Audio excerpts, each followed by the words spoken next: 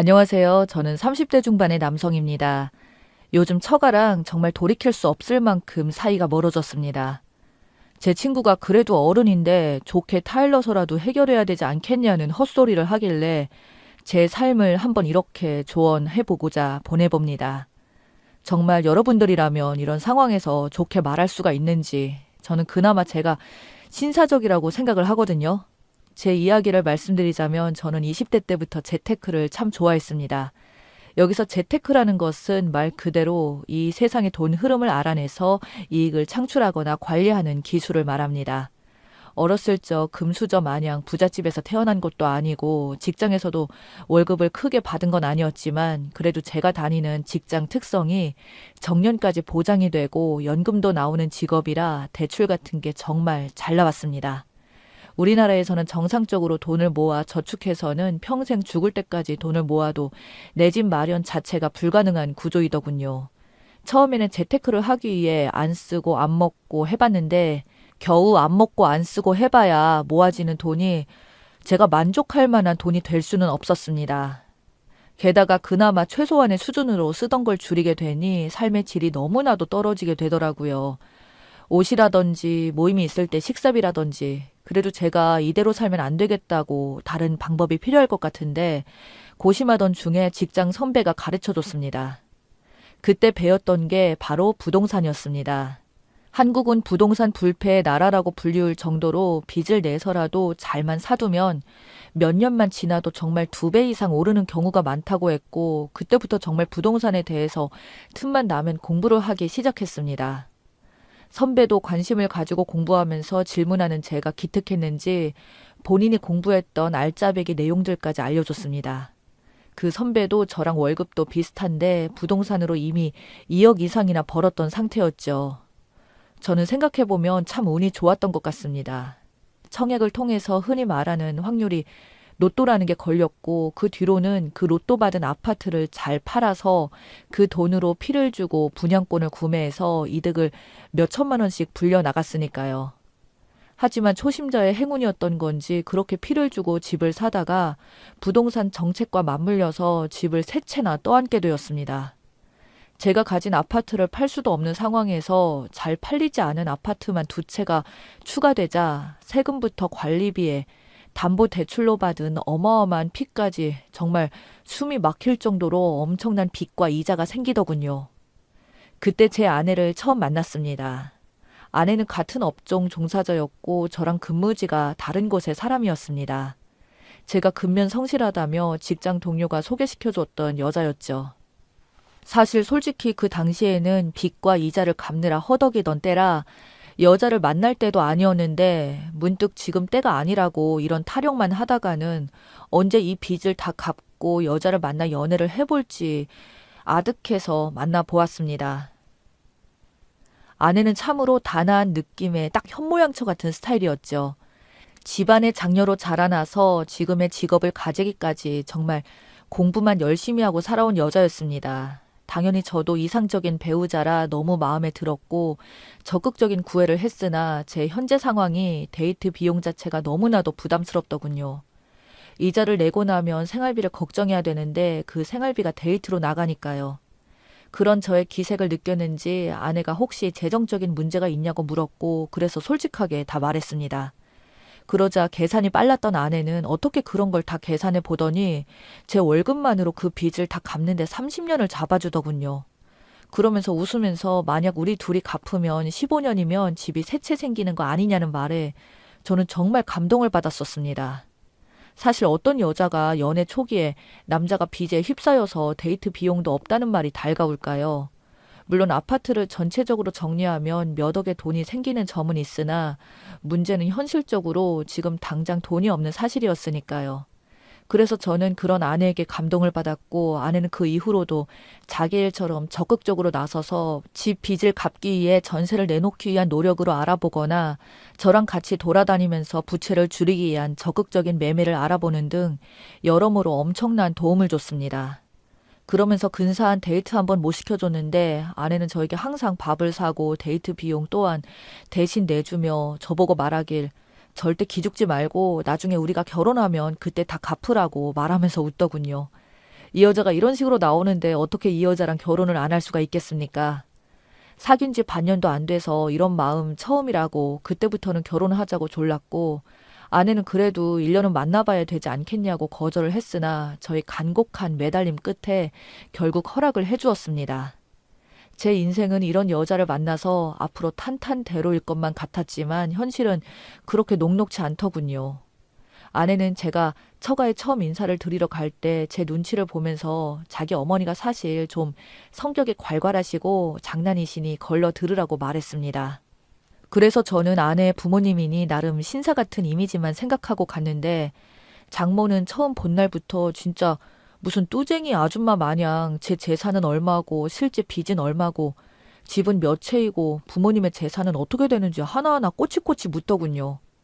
장모님이 하는 일은 마트 캐셔였어요. 솔직히 직업 비하는 안 하고 싶었는데 저랑 아내가 하는 일이 돈은 많이 못 벌어도 사회적 지위도 있는 안정적인 직장인데도 저희보다 돈도 적게 버시고 언제 그만둘지도 모르는 일 하시면서 저보고 글쎄 그 돈 벌어서 남편 구실은 제대로 하겠냐며 타박을 하시는데 저는 좀 어이가 없더군요. 정말 마음 같아서는 장모님에게 말하길 그럼 제가 지금 하고 있는 일 당장 때려치우고 사업이나 하라는 소리냐고 말하고 싶었던 게 목 끝까지 나왔었지만 처음 뵙는 것도 있으니 일단 꾹 참았습니다. 아내는 또 살면서 장모님께 얼마나 쥐잡히듯이 살았는지 옆에서 별말을 못하고 있었습니다. 집안 분위기를 보아하니 이 집안은 근엄한 장인어른과 착한 딸인 제 아내 그리고 개념 없는 장모와 그 장모가 애지중지하는 처남이라는 분위기를 처음 인사드리러 간 날 알게 되었었죠. 그 부분이 신경이 은근히 쓰였으나 아내는 정말 뭐 하나 빠질 데 없이 너무 좋았기에 결혼을 진행했습니다. 결혼을 준비하게 되면서 알게 된 사실인데 잘난 것 하나 없는 망나니 놈인 처남은 자기 편만 드는 장모 때문에 제대로 망나니로 자라났고 혼자 스스로 성장한 아내는 장모와 처남의 돈줄이었더군요. 결혼하면서부터 모아둔 돈이 거의 없다는 말에 눈치를 챘었습니다. 그나마 없던 돈에서 제 생활비를 지원해주고 밥 먹여주고 한 아내를 보니 당신 대체 왜 이렇게 바보처럼 사냐고 제가 구박까지 했어요. 아내는 그래도 가족이라 거절 못했다는 말에 그럼 우리 결혼하고도 그럴 거냐고 하니까 선뜻 대답을 못하길래 그 부분을 제가 결혼하기 전에 단판을 지었습니다. 그러자 장모가 한다는 소리가 제가 무능력해서 자기 딸의 돈을 탐낸다길래 그 말 그대로 돌려줬습니다. 장모님이 무능력하셔서 열심히 자립해야 되는 딸의 돈 지금까지 탐내고 사셨으면 이제는 놓아주라고 했어요. 그 말에 아주 집안이 그냥 발칵 뒤집히며 난리가 났었지만 장인어른께서는 저를 보며 장모가 말이 좀 지나쳤으니 사과하라고 말씀하시면서 이어서 말씀하시길 장모와 처남에게는 더 이상 출가 외인인 아내의 돈을 탐하지 말라고 이 시간 이후부터 탐하는 순간 이 집구석의 모든 재산은 제 아내의 명의로 모두 돌리겠다고 말을 하니까 다들 불만투성이인 얼굴로 일단락 지어졌습니다. 저희 결혼할 때 제 빚이 듬뿍 들어간 집도 있었지만 저희 본가에서는 1억 원을 지원해 주셨고 장인어른께서도 5천만 원이나 주셨습니다. 그 돈으로 저희 결혼식 다 하고 신혼집까지 차려서 잘 살았네요. 아내는 고맙다며 말을 했으나 이상하게 저는 불안했고 아내 명의로 된 카드 전부 해제하고 혹시나 몰라서 제 카드를 대신 주면서 아내 월급까지 전부 다 제가 관리하게 되었습니다. 그리고 제 집 한 채를 아내와 공동명의로 바꿔줬어요. 그 후로는 그 집부터 빚을 갚아나가기 시작했었죠. 저희가 사실 애도 없었기에 그저 돈만 벌면 되었었습니다. 그러던 중에 아주 큰 화제거리가 생겼어요. 바로 집값이 많이 올랐던 겁니다. 세 채 중에 한 채가 크게 올라서 그 집 전셋값만으로도 나머지 담보대출금을 모두 상환할 수 있을 정도가 되었고 그러자 빚이 없어지자 이제는 빚을 갚는 게 아니라 돈들이 역으로 쌓이기 시작했어요. 그래서 애까지 가지게 되었습니다. 그때까지는 정말 행복했습니다. 빚도 없어지니 저희 생활 수준도 많이 올라가게 되었고 더 이상 힘들게 살아야 할 이유 따위도 없었으니까요. 장인어른도 처음에는 제가 그렇게 무턱대고 집을 세 채나 들고 있어서 걱정을 많이 하셨으나 이제는 저에게 선견지명이었다며 사위가 잘 되니 든든하다며 저희 딸아이를 그렇게 이뻐하셨는데 장모랑 처남은 뭐가 그리 불만인지 자기 손녀이자 조카인데도 단 한 번을 거들떠보지도 않고 본체 만체 하더군요. 저는 사위 노릇 제대로 했습니다. 명절이나 장모님 생신날 선물도 나름 제일 비싼 걸로 보냈고 저희 엄마보다 더 비싼 걸로 꼬박꼬박 챙겨줬었습니다. 아내도 그걸 알고 항상 내심 미안해했고요. 저희 부모님께는 장모의 성향을 말했더니 항상 장인어른보다 더 좋은 걸로 챙겨주라고 말씀까지 해주셨거든요. 그래도 장모랑 저희 사이는 안 좋았어요. 그러던 중 어느 날부터 장모님이 은근히 목소리로 저에게 전화가 와서 자기 집에 한번 들리라고 하더군요. 생각해 보십시오. 5년이 넘는 기간 동안 손녀가 태어나도 연락 한 번 없던 인간이 어느 날 갑자기 저희 엄마 마냥 제 몸을 극진히 걱정하며 날 잡고 자기 집에 와서 맛있는 거 먹으라고 말을 하는데 그게 마냥 좋게 들리겠습니까? 저는 당연히 불길한 의심부터 들어서 아내에게 말을 하자 아내 역시도 안색이 안 좋았지만 저희 둘 다 그 집에 갔었습니다. 그날 명절에도 못 받아본 사위상을 5년 만에 처음으로 받아봤습니다. 그러면서 어찌나 친한 척을 하며 우리 사위 고생이 참 많다는 둥 말들을 계속 돌려서 빙빙 하더군요. 분명히 뭔가 요구하고 싶은 게 있구나라는 걸 직감적으로 느꼈습니다. 그렇게 한참을 본심을 감추고 저의 칭찬을 늘어놓던 장모가 슬슬 본심을 드러내더군요. 처남이 곧 결혼을 한다는 겁니다. 그런데 처남이 그 새색시한테 자기 집이 있다고 이미 큰 소리를 뻥뻥 쳐놨다더군요. 그런 말까지 들었을 때는 설마 했습니다. 그러더니 아니나 다를까 아내 명의로 된 그 집을 처남 명의로 하자는 겁니다. 어차피 지금 팔 생각도 없을 테니 그렇게 가지고 있으면 뭐 하겠냐며 가족 좋은 게 좋은 거 아니냐며 달라고 하더군요. 그래서 저는 이 집을 전세로 달라고 말씀하시는 거냐고 말하니 장모는 아니라고 그냥 처남 명의로 달라고 하더군요. 그 말을 듣자마자 진짜 웃음밖에 안 나오더군요. 지금 장모님, 이 말씀 정말 진심으로 하는 말씀이세요? 라고 웃으면서 말하니까 장모는 갑자기 기분이 팍 상했다는 표정을 짓더니 장모가 말하는데 그 웃음은 뭐냐고 말을 하더군요. 그래서 저도 정말 말 같은 이야기면 저도 진지하게 듣겠는데 제가 대체 왜 처남 결혼하는데 저희가 피땀 흘려 번 돈을 줘야 하냐고 되물으니 솔직히 그거 피땀 흘리지 않지 않았냐고 어쩌다 운 좋게 아파트값 올라서 대박 맞은 거면 도와줄 겸 줘도 되지 않냐며 갑자기 고래고래 소리를 지르더군요. 와, 진짜 사람이 어떻게 이럴 수가 있죠? 그래서 저는 그럴 마음 죽어도 없다고 앞으로 이런 걸로 부를 거면 2번 다시 부르지 말라고 딱 잘라 이야기하고 아내와 다시 돌아왔습니다. 그 이후 두고 보자는 장모와 처남 그리고 얼마 지나지 않아 진짜 결혼을 한다더군요. 그때부터 사실 좀 찜찜했었거든요. 저 허세 좋아하는 인간들이 어떻게 집도 없는데 결혼을 과연 어떻게 할까 해서요. 아니나 다를까 상견례 자리에서 저희는 합의하지도 않았던 집이 처남 집이 갑자기 되어 있었고 새 며느리로 들어오기로 한 사람은 제 아내에게 형님 덕분에 좋은 집 얻어서 정말 감사하다는데 제가 어이가 없어서 그 자리에서 바로 퍼부었습니다. 대체 뭘 믿고 이런 인간이랑 결혼하는지 모르겠는데 장모나 처남 둘 다 사기꾼이라고요. 그러자 상견례 자리는 정말 아주 개판 난리가 났었죠. 저는 신경 안 쓰고 연달아서 그대로 싹 다 말했어요. 사실 우리는 집 준다고 한 적도 전혀 없었고 자기들끼리 그냥 북치고 장구치고 이렇게 몰아가기로 저희가 집을 준에 만에 하는 것 같은데 그쪽들도 지금 사기 당한 거고 우리도 사전에 전혀 동의한 적 없는 내용을 이렇게 말하는 게 사기꾼이지 아니면 누가 사기꾼이겠냐는 말에 상견례는 완전 파탄이 났습니다.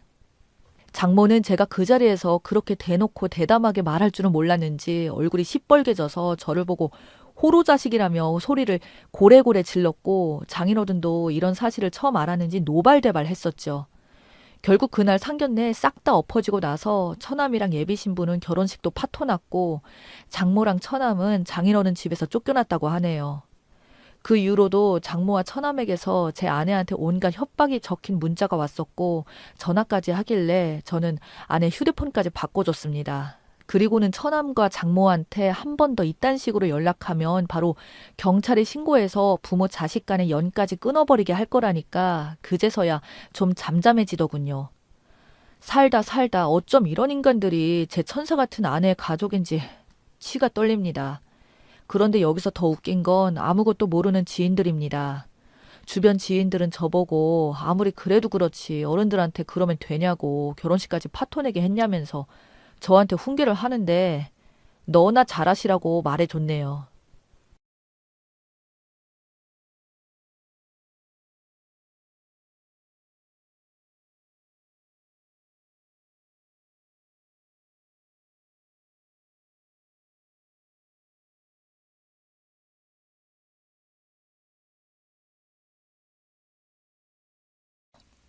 30대 초반의 여자입니다.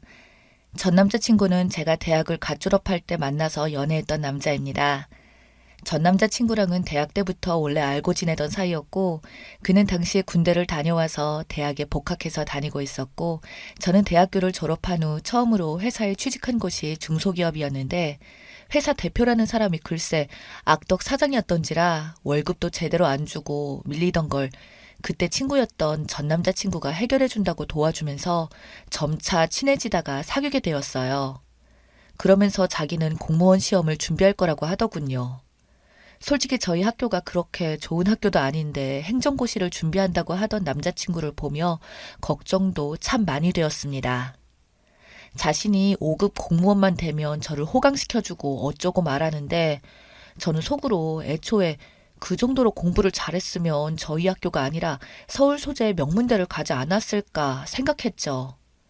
아니나 다를까 학교를 졸업하기 전까지 합격을 하겠다던 그 인간은 당연히 떡하니 쉽게 될 일이 없었고 졸업 후에도 그동안 공부한 게 너무 아깝다며 1년만 더하게 자기를 좀 도와달라고 하더군요. 처음 1년은 설득에 넘어갔고 그 다음 1년은 제 앞에서 무릎 꿇고 빌어서 넘어갔습니다. 집에 돈이 아예 없거나 이런 건 아니라서 제가 월급 받은 것 대부분을 남자친구의 교재비 등에 보태줬고 거의 매일같이 남자친구 집을 드나들며 밥 해주고 청소도 제가 대신 하고는 했습니다. 그러던 남자친구가 한다는 소리가 1년만 더 한다고 또 고집 부리길래 저는 더 이상 못한다고 했더니 이번에는 행정고시가 아니라 7급을 보겠다고 하더군요. 4년을 넘게 공부했는데 7급 공무원 하나 못하겠냐고. 진짜 이번 딱 한 번만 믿어달라고 하길래 저 역시 그래 4년이나 했는데 5급은 아니어도 7급은 붙겠지 했어요. 그러면서 공부를 또 하기 시작하는데 자기도 이제는 어느 정도 지치는지 자취방 가면 TV 보고 놀고 있을 때도 많고 뜬금없이 저에게 여행이나 가자고 말하고 이러길래 저는 공부는 잘 되냐고 하니까 전 남자친구는 저에게 걱정 말라고 식은 죽 먹기라고 그냥 공부 안 하고 쳐도 합격 점수 커트라인 넘는다며 자랑스럽게 말하는 그놈의 모습에 저는 안심이 되기는커녕 더욱 불안함이 커지더군요. 그래서 저는 말했습니다. 합격 점수 커트라인에 걸리는 거면 언제든 불합격이 될 수도 있다는 건데 더 확실하게 하려면 방심하지 말고 100점을 맞도록 노력해야 되는 거 아니냐고 따지니 전 남자친구는 짜증난다는 표정으로 저에게 야, 나 행시 치던 사람이야. 고작 7급도 못 풀겠어? 라며 버럭 성질을 내더군요. 자기를 무시했다며 그 이후로는 제 말을 더욱 안 듣고 놀고 먹는데 아니나 다를까 그 해 시험에서 또 떨어졌습니다. 시험날 제가 시험 잘 봤냐는 말에 대충 뭐 보긴 했는데 이러더니 자신감 없는 대답에서 저는 이미 느꼈죠. 그리고는 전 남자친구는 저를 보며 또 이번에는 더도 말고 진짜 9급 시험을 보겠다. 그리고 바로 7급을 볼 거라고 한 번만 믿어달라고 하더군요. 그래서 저는 이악 물고 조근조근 말했습니다. 이제 네 나이 벌써 27이야. 도대체 뭐 하는 짓이야? 라고 했더니 자기 학원에서는 30 넘어서도 이거 하는 사람들 아직 있다면서 저한테 자기보다 못한 재수생들을 비교하더군요. 그날 정말 전 남자친구와의 대화는 공무원 시험 접어라. 아니다. 이제 한 번만 더 하면 붙을 수 있다로 하루 종일 다투다가 끝내 남자친구의 똥꼬집에 너무 짜증이 났지만 어쩔 수 없이 만약에 그럼 그거 떨어지면 진짜 앞으로 2번 다시 공무원 얘기는 하지 않기로 했고 그렇게 시간이 흘러 한 해를 또 지나가는데 역시나 또 떨어지더라고요. 그때부터 전 남자친구가 이건 인간이 아니라 그저 허언증 덩어리로 보이기 시작했죠. 솔직히 5급 친다고 1년 공부한 것도 아니고 지금 횟수로만 쳐도 6년 차인데 그 6년 동안 공부한 걸로 9급을 떨어진다면 평생 해도 5급은 죽었다 깨어나도 안 될 놈이었죠. 남자친구가 이제는 모의고사가 몇 점이라는 말도 이제는 안 믿었고, 제가 그래서 닥치는 대로 그냥 앞으로 일이나 하라며 소리 지르고 말하니 전 남자친구는 제 눈치를 보며 고작 한다는 일이 28살의 편의점 아르바이트였어요. 그거 도대체 왜 하냐고 하니까 저한테 미안해서 적게라도 돈 벌면서 거기서 앉아있는 시간도 많으니 공부는 계속 할 거라고 하더군요. 그래서 저는 제대로 된 직장을 들어가야지 편의점 아르바이트 하기엔 이젠 나이가 많지 않냐니까 전 남자친구는 돈 벌어서 공부를 계속 하겠다는데 뭐가 문제냐고 했었죠. 그러더니 천운이 있었는지 진짜 어느 정도 실력은 있었는지 그 해에는 9급 공무원 시험에 합격했습니다. 남자친구는 의기양양해서는 저에게 받냐면서 여태까지 자기가 안타깝게도 매번 컨디션이 안 좋았던 거라고 자기가 한다고 하면 무조건 이 정도로 한다고 하면서 구급 붙어놓고는 마치 세상을 다 가진 것처럼 행동을 하기 시작하더군요. 그때부터 회사를 다니던 친구들을 만나서 매일같이 술 마시며 자기야말로 9급에서 시작하지만 7급 시험 보고 다시 5급도 시험 볼 거라며 그냥 시험 운이 안 좋았다고 고작 9급 따위로 만족하지 않을 거라고 말을 하는데 정말 어이가 없더군요. 아무쪼록 그렇게 남자친구가 정식으로 공무원으로 되고 나선 솔직히 저한텐 그동안 고생했지라며 작은 선물이라도 해줄 줄 알았습니다.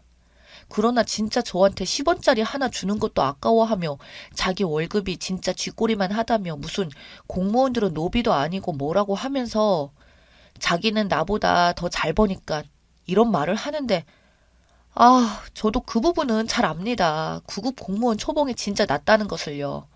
그래도 여태까지 6년을 넘게 뒷바라지 해주면서 도와준 나한테 큰 건 아니더라도 작은 선물이라도 해줘야 하는 거 아닌가요? 진짜 솔직히 그때는 너무 화가 나더군요. 그때부터 전 남자친구와 별로 사이가 한동안 좋지 못했는데 그 와중에 이 전 남자친구가 글쎄 저 몰래 또 다른 여자가 생겼다는 걸 알게 된 건 몇 달 안 지나서였습니다. 그것도 그 전 남자친구한테가 아니라 그 바람피는 여자한테서 먼저 연락이 왔어요. 저한테 왜 자기 남자친구한테 계속 들러붙냐고 말하던 그 여자. 저는 그게 무슨 소리냐고 했더니 제가 전 남자친구랑 예전에 진즉에 헤어졌었는데 전 남자친구가 공무원에 합격하고 나자 다시 들러붙은 아주 거머리 같은 여자로 말을 해놨더라고요. 저는 정말 어이가 없어서 너는 그걸 어떻게 하냐고 하니까 마음 착한 자기 남자친구가 들러붙는 당신 때문에 힘들어 하길래 자기가 번호를 보고 이렇게 연락을 한 거라네요. 그래서 저는 그 여자에게 소리 지르듯이 말했습니다. 이보세요. 그 인간 뒷바라지 내가 다 했고 우리가 지금 헤어진 것도 아니에요. 그놈이 지금 바람 피우면서 당신한테 거짓말하는 거라니까요. 제 말을 듣더니 그게 설령 사실이라고 해도 진즉에 마음 떠난 남자한테 매달리는 게 문제 있는 거 아니냐고 쪽팔린 줄 알라면서 오히려 면박을 주더군요. 그리고 그날 저녁 전 남자친구는 저에게 솔직히 너랑 만나는 게 이제는 쪽팔린다며 자기는 공무원이니 같은 공무원이나 교사는 만나야 된다고 말을 하더군요. 월급 적다고 징징거리면서 돈 한 푼 안 쓰는 쫌생이가 그딴 소리를 하냐고 하니까 자기는 대신 연금이 있다고 당당하게 말하는데 정말 이런 놈한테 지금까지 내 인생을 전부 다 바치듯이 살았었다니 생각이 들기 시작하자 저는 너무나도 억울했습니다. 솔직히 이런 낌새는 옛날부터 보였지만 제 20대 청춘을 다 바쳤던 겁니다. 그놈의 세월의 정 때문에 못 헤어졌던 것 같아요. 결국 그 자식 얼굴에 저의 손바닥 자국을 내주고는 그날로 헤어졌습니다. 그 뒤로 전 남자친구 카톡 프로필에는 새 여자친구랑 놀러 다니며 찍은 여행 사진으로 매번 바뀌더군요. 그렇게 저는 한동안 정신적으로도 너무 힘들고 마음적으로 힘들었지만 그동안 버는 족족 그 자식한테 들어갔던 돈들이 아껴지기 시작하니 돈도 이제는 제 자신에게 투자를 할 수 있게 되더군요. 저는 그래서 운동도 하고 사교 모임도 하고 그동안 한 남자의 종처럼 살다가 이제는 저를 위해서 가꾸니 좋은 사람들도 많이 만나게 되었습니다. 정말 찌질하고 쫌생이 같은 전 남자친구와 비교조차 할 수 없는 좋은 사람들을 말이죠. 그렇지만 한 번의 이별이 저에게는 너무나도 큰 상처가 되었는지 저에게 다가오는 남자들과 쉽사리 사귀기는 어렵게 되더군요. 또 저 사람도 나의 겉모습만 보고 다가오는 거면 어떡할까. 내가 이런 남자랑 어울리는 걸까 자격지심도 왔고 상처를 받기 싫어서 정작 중요한 순간에는 숨어버렸습니다. 그런 저를 구해준 게 바로 지금의 남자친구입니다. 지금의 남자친구는 프로그램 개발 일을 하며 사업을 하고 있다고 하는데 정말 끈질기게 저한테 다가왔고 반년 동안 연인 아닌 연인 사이로 지내다가 끈질긴 구애 끝에 사귀게 되었습니다. 돈은 자기가 벌면 되니까 진짜 결혼하면 나의 영원한 가정주부로 지내줬으면 좋겠다며 진지하게 저한테 말을 하던 남자친구. 저보다 4살이 많았던 그는 책임감도 강하고 자기 일에 대한 자부심이 대단했어요. 그렇게 사귄 지 1년 만에 자기 부모님께 인사를 드리게 하고 항상 저희 위주로 생각하고 그러더군요. 결국 결혼하기로 양가 집안에서 결정도 났고 상견례도 하게 되었습니다. 결혼식장이랑 전부 다 찾는다고 정신이 없을 무렵 어느 날 갑자기 전 남자친구가 제가 예비 신랑이랑 같이 있는데 전화가 오더라고요.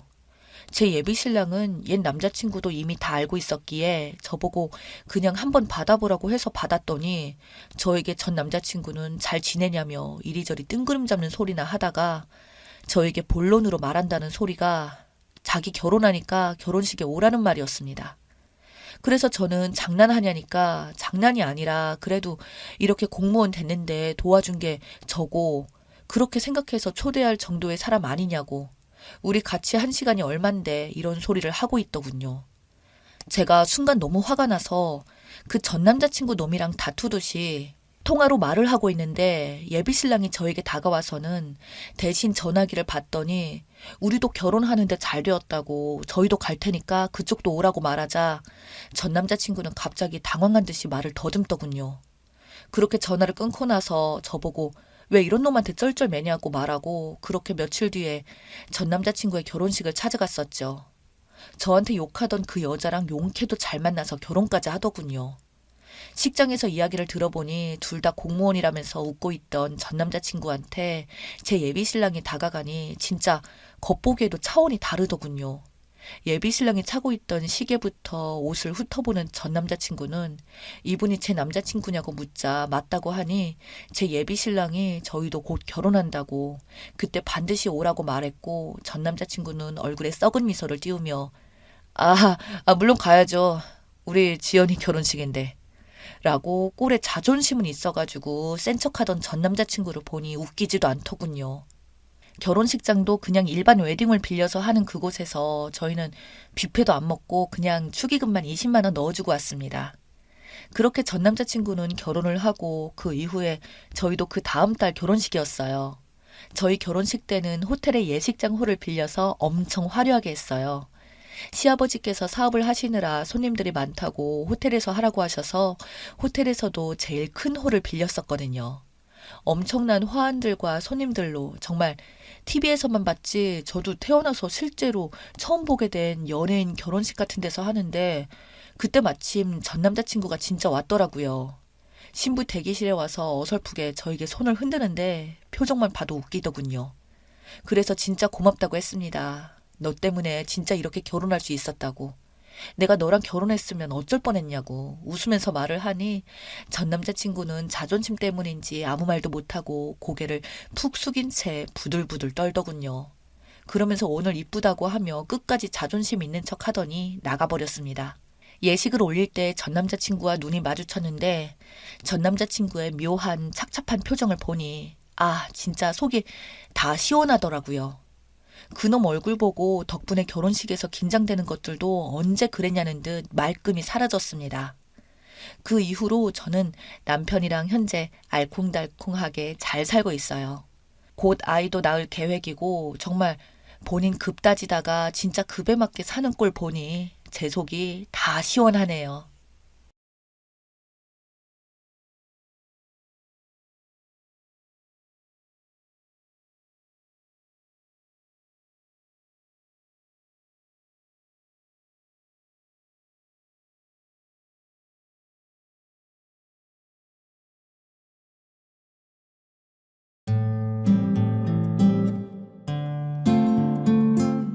오늘의 사연 시작하겠습니다.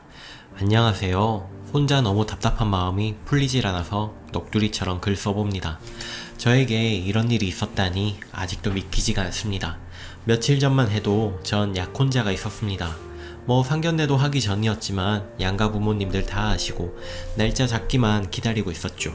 그런데 그놈의 돈이란 게 뭔지 4년 연애가 허무하게 날아가 버렸습니다. 전 30대 초반 회사원입니다. 전 남자친구와는 직장에서 만났고요. 대학은 명문대를 들어가긴 했지만 그 후로 방황을 많이 해서 휴학도 하고 대학원도 겨우겨우 졸업하는 바람에 사회생활 시작은 상당히 늦었습니다. 그래서 남친, 아니 이제 전 남친이라고 해야겠네요.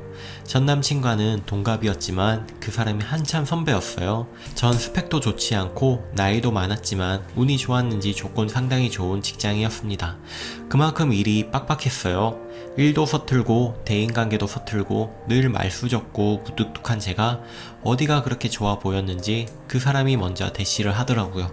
처음엔 아무 감정도 생기지 않아서 난감했는데 어리버리해서 힘들어하는 저를 적극적으로 챙겨주는 다정함이 좋아서 결국 사귀게 되었습니다. 저랑 성격이 많이 달랐어요. 저는 표정도 늘 무뚝뚝하고 말도 필요할 때 외엔 잘 안 하는 성격인데 전 남자친구는 굉장히 애교도 많고 사람을 잘 챙겼어요. 저한테만 그랬으면 좋겠는데 주위 사람 누구한테나 다 그래서 솔직히 순탄하기만 한 연애는 아니었습니다.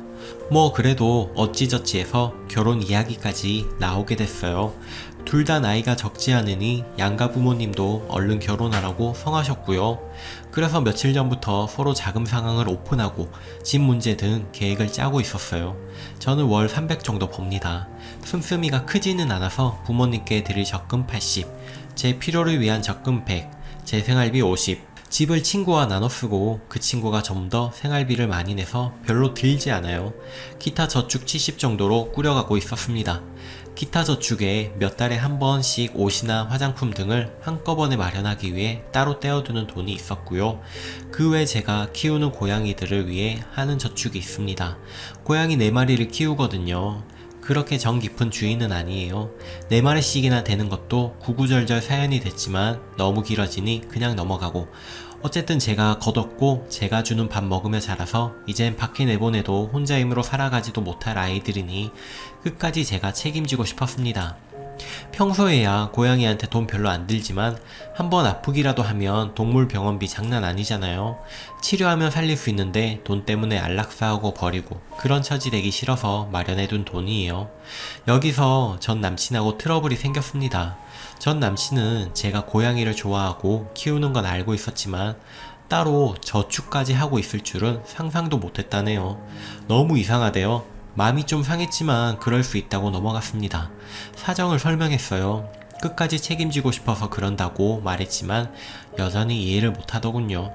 결혼해서까지 계속 고양이한테 그렇게 돈 드릴 거냐고 따지더군요. 나도 결혼하면 돈 많이 들어갈 거 각오하고 있다.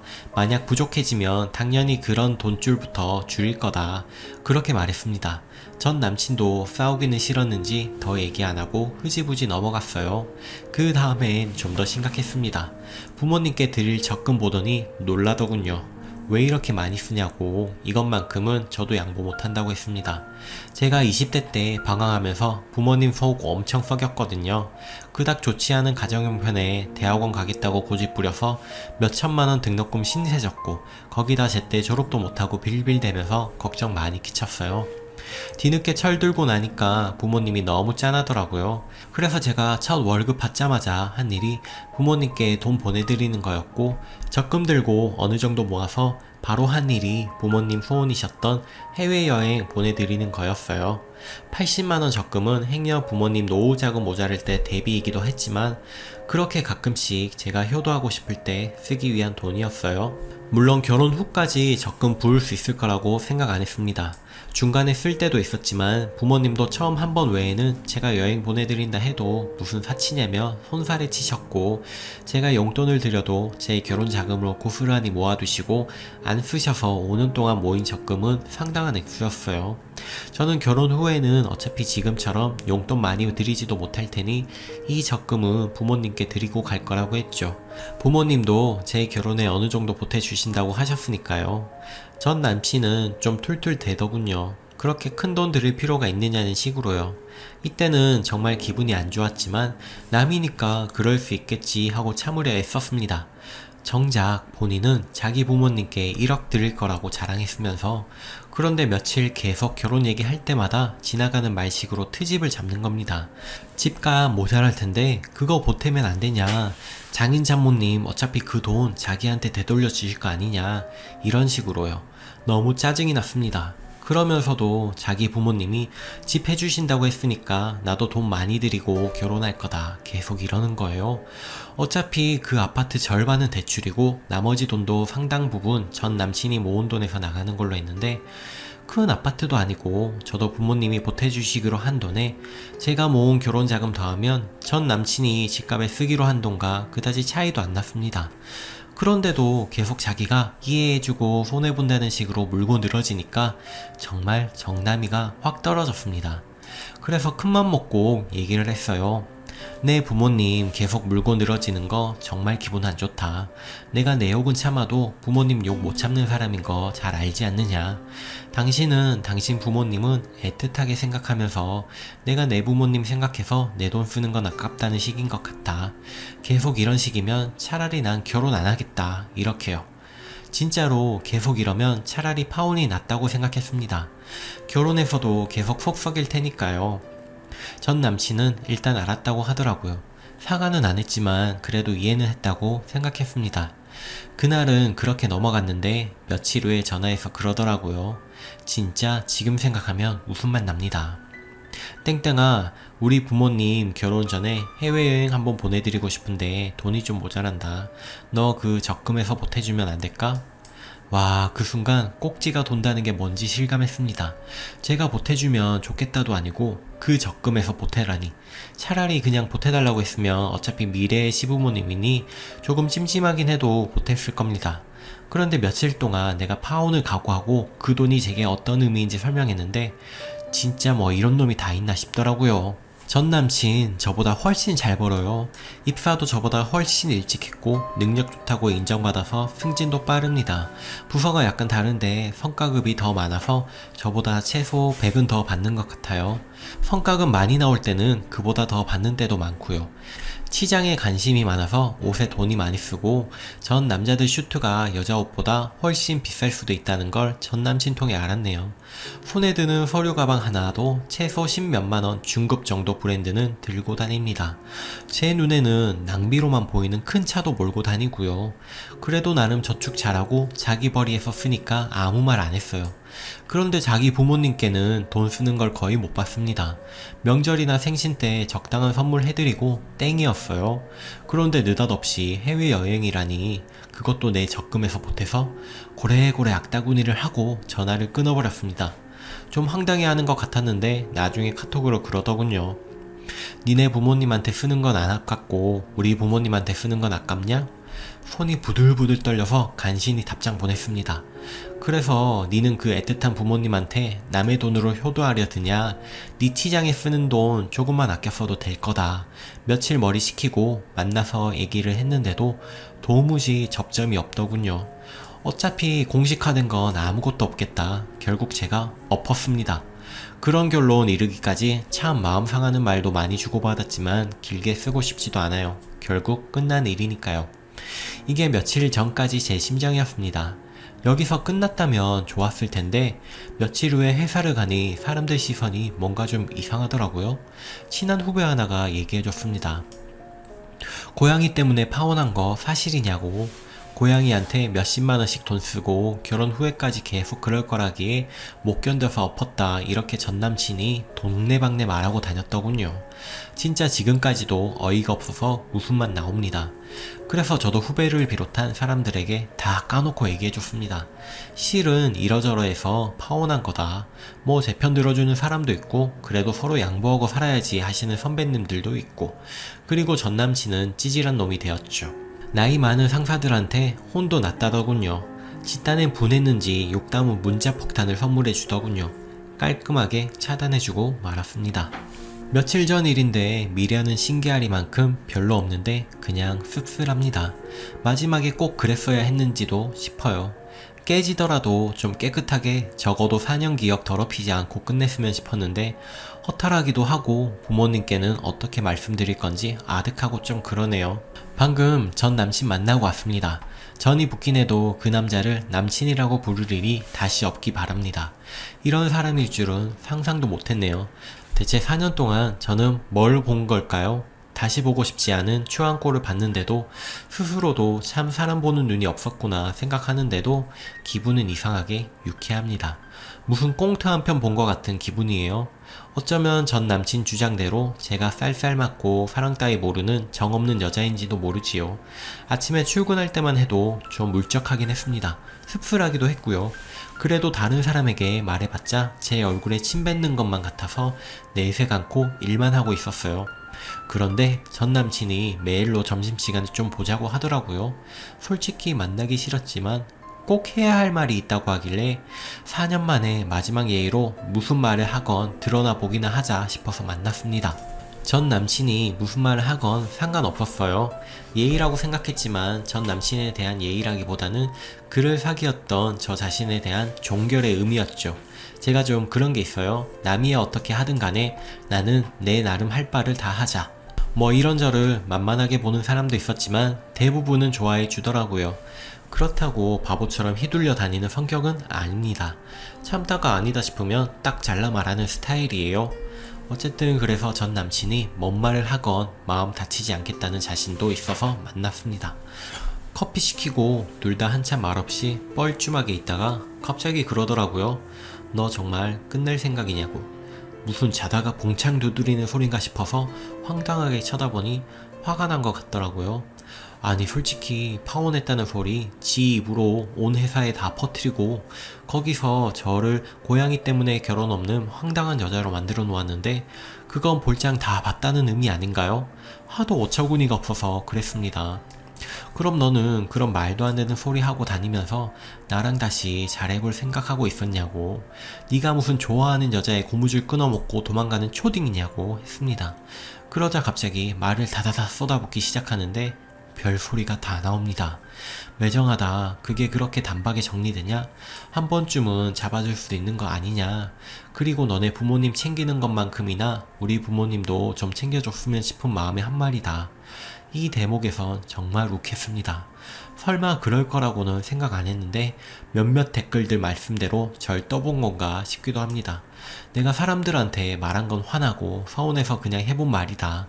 그것도 몰라주느냐? 왜 알아야 하는데? 하도 속사포처럼 이 소리 저 소리 횡설수설해서 다 아는 기억이 안 나는데 대충 저런 말들이었습니다. 듣는 저는 화가 나는 게 아니라 황당해서 넋이 나가더라고요. 몇 번 끼어들어 말해보려고 했는데 듣지도 않고 자기 말만 해서 그냥 포기하고 듣기만 했습니다.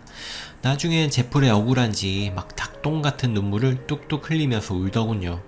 옛날부터 잘 우는 남자이긴 했어요.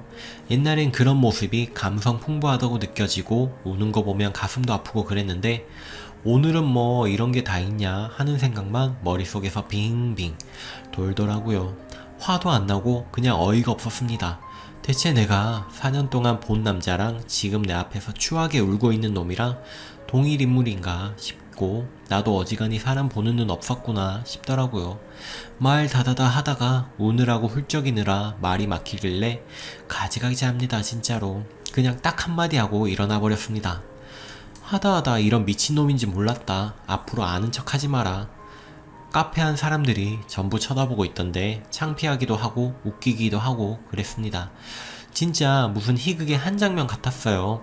지루한 회사 생활에서 이런 드라마틱한 장면 생길 줄은 꿈에도 상상 못 해봤는데 말입니다. 전 남친놈은 그냥 입 벌리고 쳐다보더라고요. 석수 한번 지어주고 그래도 마지막까지 깔끔하자는 의미로 커피값 제가 계산하고 나왔습니다. 배는 고픈데 입맛은 없고 해서 그냥 회사 근처 공원이나 한 바퀴 돌고 들어왔더니 그새 부서 내에 소문이 쫙 퍼져 있더라고요. 회사 바로 아래층에 있는 커피숍에서 그 소동을 해놨으니 대체 무슨 일이냐고 동기들이며 아는 언니들이 묻길래 전부 얘기해줬습니다. 그놈 앞으로 회사 생활 어떻게 할지 궁금해지더군요.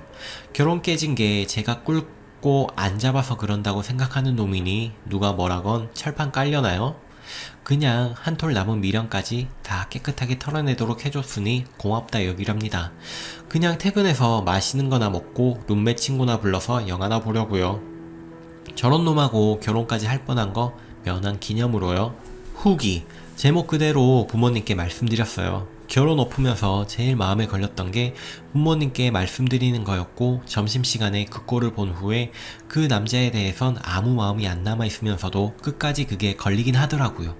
구정 때 뵐 테니 그때 얼굴 보고 말씀드릴지 어쩔지 고민하면서 마음 무거워했는데 어쩌다 보니 상황이 말하게 되어버렸습니다. 가족들 반응들 역시 또 의외라서 정말 인연이 아니었나 보다 그런 생각이 드네요. 4년 인연이 풀리려니 또 이렇게 빨리 정리되기도 하는군요. 될 일은 되고 안 될 일은 안 된다 류의 말 별로 안 믿었었는데 그게 있기는 있나 봅니다. 점심 굶고 후기 쓰고 나서 일하고 있는데 과장님이 제 자리로 오시더니 오늘 휴가 내고 싶냐고 물어보시더라고요. 힘들지 않냐고.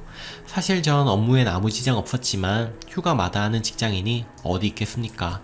또 너무 아무렇지 않으면 사람들이 이상하게 볼까봐 그러겠다고 했습니다. 나오는 길에 룸메에게 메시지도 보내고 모처럼 햇빛 있을 때 집에 와서 주말에 못했던 밀린 빨래와 청소도 하고 먹고 싶었던 스파게티도 해먹으면서 하여간 연애 쪽난 여자치고는 지나치게 태평하게 빈둥거렸습니다. 일주일 전만 해도 신혼집은 어쩌고 저쩌고 생각하고 있었는데 저 자신이 스스로 생각해도 괴상하네요. 그러던 중에 룸메가 전화가 와서 둘이 짧은 폭풍수다를 떨며 그 남자 뒷담을 까고, 룸메는 메시지 듣고 엄청 놀랐는데 목소리는 너무 멀쩡해서 그래도 안심이라 그러더라고요. 그런데 오늘 밤 야근이 잡혀있다고 영화는 좌절됐지만 대신 밤에 치맥 먹기로 했습니다. 그리고 엄마가 전화를 하셨어요. 구정 때 예비시댁에 가봐야 하는 거 아니냐? 일정이 어떻게 되냐고 물어보시더라고요. 그 순간 정말 난감했습니다. 얼굴 보고 말씀드리겠다고 막연히 맘먹고 있었는데 타이밍도 참... 거짓말 하기도 그렇고요. 제가 우물쭈물 하니까 눈치를 채시고 무슨 일이라도 있는 거냐고 물으시더라고요. 그래서 그냥 말해버렸습니다. 헤어졌다고요. 하지만 난 괜찮다고 계속 강조하면서요. 어머니 반응이 정말 의외였어요. 상견례는 안 했지만 저희 둘은 서로 양가 부모님께 인사 다 드렸고, 명절 때는 양가 서로 선물도 교환하시고, 하여튼 거의 가족된 분위기여서, 또 제 나이 많다고 늘 걱정하시던 분이어서 제 결혼 엎어진 거 굉장히 속상해 하실 줄 알았거든요.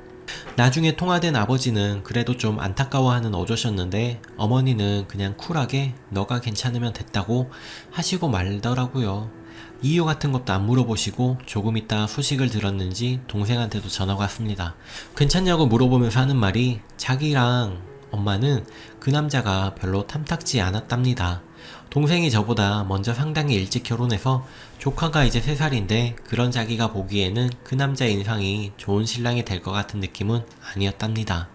그래도 제 얘기로는 잘해준다 하고 또 자기가 받은 인상과는 많이 다른 것 같아서 굳이 반대하진 않았다고요. 외려 잘됐다는 식으로 얘기를 해서 놀랐습니다. 새삼 제가 그 남자에게서 뭘 본 건지 그리고 뭘 보지 못한 건지 생각하게 되었어요. 가족과 대화가 많이 부족했던 것 같다는 생각도 했고요. 마지막 후기를 쓰려고 판에 들어와서 댓글 꼼꼼하게 다 읽고 댓글 다 읽어보았습니다.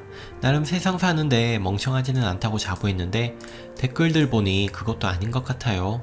전 아직도 그 남자가 저를 간보려고 한 건지 아니면 진심으로 그런 얘기를 한 건지 긴가민가 합니다. 그런데 그게 명백하게 보이나요? 저는 잘 모르겠습니다. 이제 와선 상관없는 일이긴 하지만요. 그리고 대부분 제 편을 들어주셨지만 둘이 서로 양보할 줄 모른다고 말씀해주신 분도 계셨는데요. 글쎄요, 그런 건지도 몰라요. 다른 어떤 분은 제가 지나치게 무난한 스타일이라 남자 본성을 볼 기회가 없었던 것 아니냐고 하시던데 맞습니다. 저는 언성 높이는 것도 싸우는 것도 싫어해서 웬만하면 상대방한테 맞춰주는 편이에요. 저뿐만 아니라 저희 가족 성향이 다 그렇습니다. 상대방이 고집부리면 맞서기보다는 그냥 좋은 게 좋은 거라는 식으로 물러나 버리는 일이 많아요. 그런 식으로 그 남자한테도 많이 맞춰줬던 것 같습니다. 그 남자가 원해서 연애 초반에 어려운 그 집 어른들한테 인사가기도 했고 저희 부모님께는 작년 초에야 인사드렸습니다. 이벤트니 그런 거 좋아해서 귀찮더라도 해준 적도 많고요. 저는 그렇게 떠들썩한 건 별로 안 좋아했거든요. 그런데 부모님에 관련된 일은 제가 정말 양보 못하는 몇 안 되는 것 중에 하나였어요. 솔직히 서운하고 괘씸한 마음이 없는 것도 아닙니다. 내가 그렇게 양보했는데 자기는 그거 하나 못 들어주나 싶었어요. 저희 부모님 챙기는 만큼이나 나름 그 남자 부모님도 챙겼습니다. 그 남자가 자기 가족 챙긴 것보다 제가 챙긴 게 더 많았을걸요. 신혼집 아파트 자기 집에 가까운 데로 구한다 했을 때도 그냥 그러려니 넘어갔습니다. 무엇보다 그댁 형편이 저희 집보다야 낫지만 그렇다고 해서 아주 좋은 것만도 아닙니다. 그런데 그 남자는 이상하리만큼 자기 가족을 안 챙기더군요. 부모님이 별로 여유도 없이 사실 때도 그 남자는 자기 입고 먹고 치장하는데 돈 펑펑 쓰고 다녔어요. 그 남자가 사는 아파트에서 그놈이 모는 차 가진 사람 없어요. 그렇게 사치를 부렸으면서도 집에 돈 보탠 적도 별로 없었던 주제에 제가 제 부모님께 드리는 돈 가지고 왈가왈부했다는 게 너무 괘씸합니다. 제가 어디까지 양보를 해줘야 하나요? 그리고 헤어지자고 서로 말한 주제에 그런 말도 안 되는 소리 짓거리고 다닌 것도 용서가 안 돼요. 의견 충돌 있을 때마다 자기 분 못 이기고 해도 될 말 안 해도 될 말 사방에다 하고 다닐 거 아닙니까? 그런 남자를 믿고 어떻게 사나요? 자기가 그런 것까지 제 탓인 양 몰아가는 그놈을 보고 든 생각이 그거였어요. 어쨌든 변명 아닌 변명을 하면서 하고 싶은 말을 하니 후련하긴 합니다. 이제 홀가분한 솔로로 지내겠네요. 새로 생긴 시간에 하고 싶은 일이나 찾아보렵니다. 댓글 달아주시는 모든 분들 감사합니다. 오늘의 사연은 여기까지입니다.